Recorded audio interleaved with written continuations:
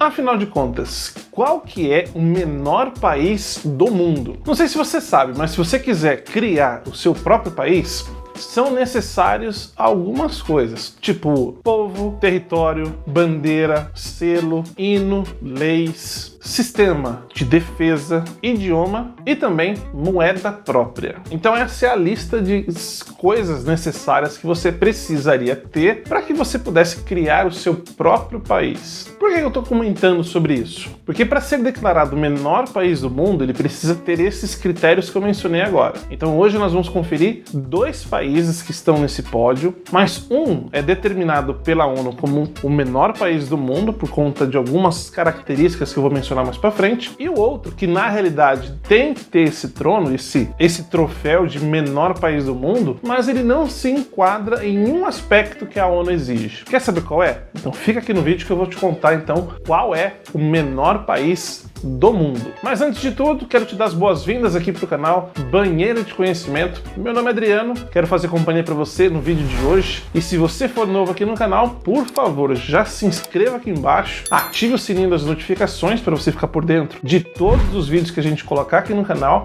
Assim você não vai perder nenhum, e já deixa aquele like antecipado aí, que o seu like com certeza vai dar aquele gás aqui para nós do canal, beleza? Já se inscreveu? Já ativou o sininho? Já deixou o like? Bora pro vídeo. Então, qual é o menor país do mundo? O menor país do mundo é o Vaticano.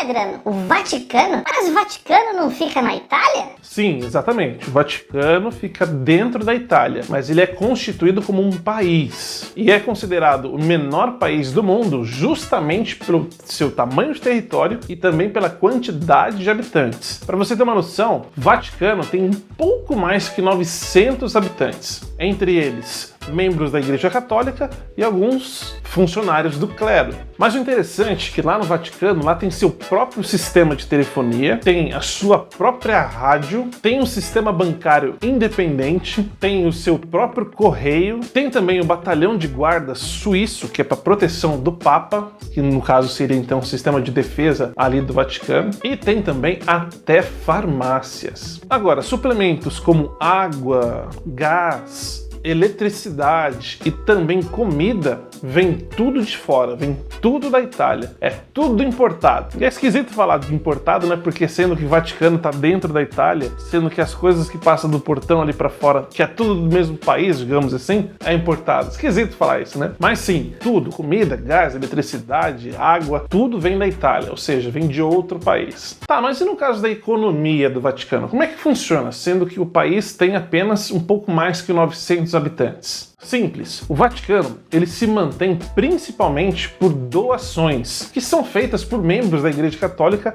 ao redor do mundo inteiro. Outro ponto, também fator muito importante para a questão da economia desse país, é o fato do turismo. O Vaticano recebe milhares e milhares de turistas por ano. Claro, com exceções esses últimos 2 anos, por conta da pandemia. Mas ali recebe muita gente todo ano a nível de turismo. Para conhecer principalmente 2 pontos turísticos principais, que é a Praça de São Pedro, onde ali é o ponto onde o Papa abençoa os fiéis. Tanto que esse local é tão grande, ele tem capacidade para até 300 mil pessoas. Então, para você ter uma noção que o país é pequeno, ali na Praça de São Pedro é enorme, muito grande. E o outro ponto turístico é a Basílica de São Pedro, que de acordo com o Wikipédia é o local exato onde o apóstolo Pedro, isso, aquele apóstolo que seguiu Jesus Cristo, está enterrado. E é lá também que tem uma das obras artísticas mais influentes do mundo, feita por nada menos do que Michelangelo.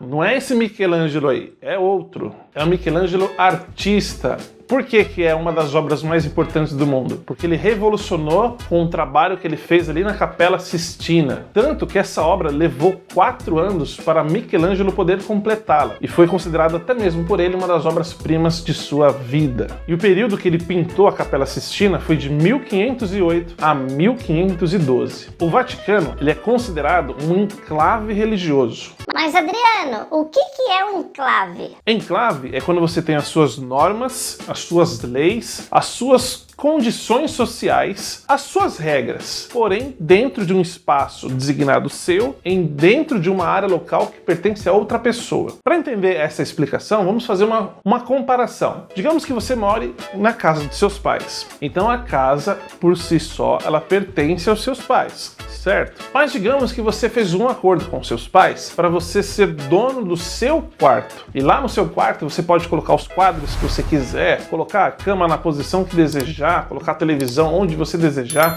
Então o seu quarto, ele é o seu enclave, ou seja, é uma área que está dentro de uma outra área maior, porém quem manda naquela área seria você. Certo? Isso é um enclave. A nível de tamanho de área, o país Vaticano, ele não tem 1 km². Pra você ter uma ideia, é 0,44 km² a sua expansão total. É muito pequeno. É um país realmente muito pequeno. Agora, um ponto interessante é que a ONU não considera o Vaticano como um país independente. Isso porque o Vaticano tem como regime a teocracia.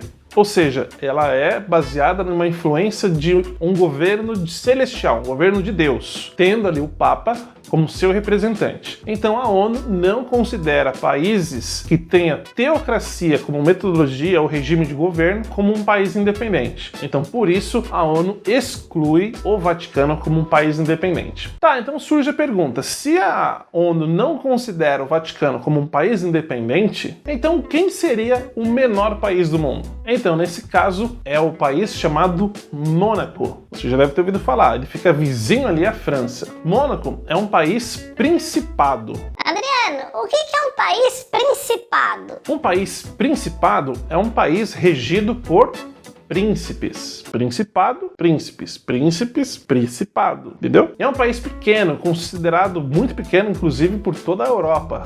Ele tem, pra você ter uma ideia como ele é pequeno, ele tem um pouco mais que 30 mil habitantes. Realmente é pequeno, porque existem cidades aqui no Brasil, cidades não, bairros que tem a sua população, vamos dizer assim, de mais de 300 mil pessoas. É como se fosse 10 vezes mais o país inteiro de Mônaco. Interessante, hein? E o mais curioso é que dessas um pouco mais que 30 mil pessoas que moram em Mônaco, menos de 5 mil foram que realmente nasceram ali. O restante são tudo imigrantes, vindo da França, da Itália e também da Inglaterra. E uma coisa legal de saber é que lá em Mônaco tem muitas casas que são gigantescas, mansões, casas grandes de verdade. E uma coisa bem legal, por ser bem fronteira ali com a França, tem muitas casas lá que, por exemplo, a sala fica em Mônaco e os quartos ficam na França. Já pensou se um dia falar assim, cansei de ficar aqui em Mônaco, vou pra França. É só entrar na porta do quarto. Aí tem um dia que você vai estar revoltado da vida, não quero mais ficar nesse país, vou embora.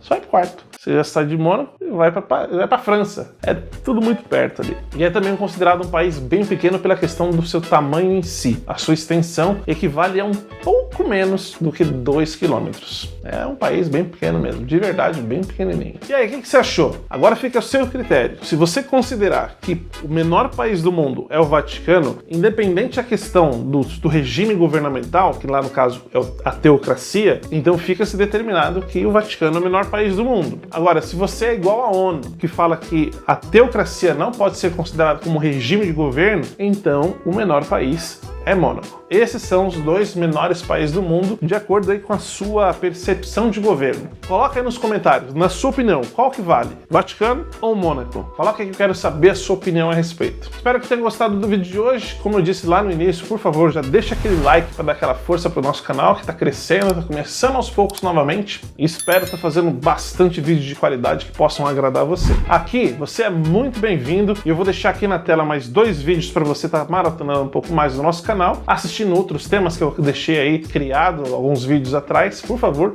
fica à vontade. Meu nome é Adriano, foi um prazer imenso ter a sua companhia até aqui e eu tenho certeza que eu vou ver você agora no próximo vídeo. Escolhe aí, fica à vontade. Aquele abraço e a gente se vê no próximo vídeo. Tchau!